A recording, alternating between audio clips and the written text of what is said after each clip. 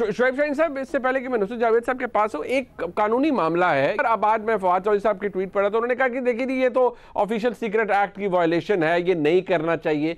Morally अखलाकी तौर पर आप सवालात कोई भी उठा सकते हैं, लेकिन क्या वज़ीर आज़म पाकिस्तान का अपनी पार्टी के सुप्रीम लीडर से और बहुत से मामलात होंगे, मुशावरत करना, बात करना, और बहुत से इश्यूज हैं जिनके ऊपर बात करना,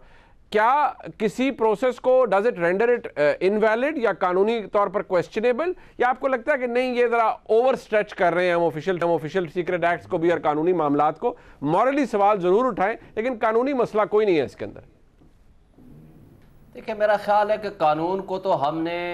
जिस तरह स्ट्रेच करके इस हद तक ले गए हैं, जो कि आज आपके सामने है। कोर्ट ने पिछले 3 तारीखों पे कहा था इस्लामाबाद की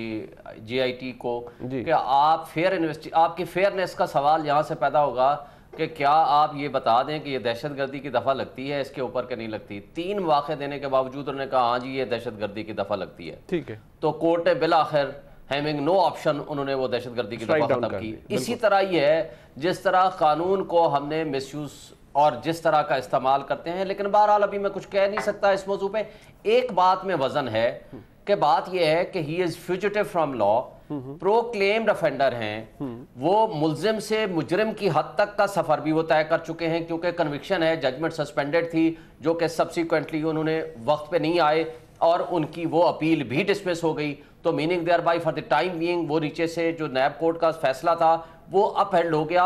अनटिल एंड अनलेस कि उसको आकर के ये वापस आए, सरेंडर करें, रिवाइव कराएं अपनी अपील को। एक है लीगल कॉन्सिक्वेंस, एक है उसका अखलाकी कॉन्सिक्वेंस और सियासी। तो सियासी और अखलाकी तौर पर तो जो शख्स बहरहाल ये अपने तय उसको सुप्रीम लीडर समझे, कुछ करें। एक बात तो यह है कि अनड्यू इन्फ्लुएंस तो है जब ये कहते हैं पार्टी के लोग कि एक तो यह है कि जी वो सुप्रीम लीडर है, तो इसका मतलब है कि प्राइम मिनिस्टर उसका जो सगा छोटा भाई भी है, इतनी अहम सेंसिटिव एक अपॉइंटमेंट को करते वक्त अगर उनसे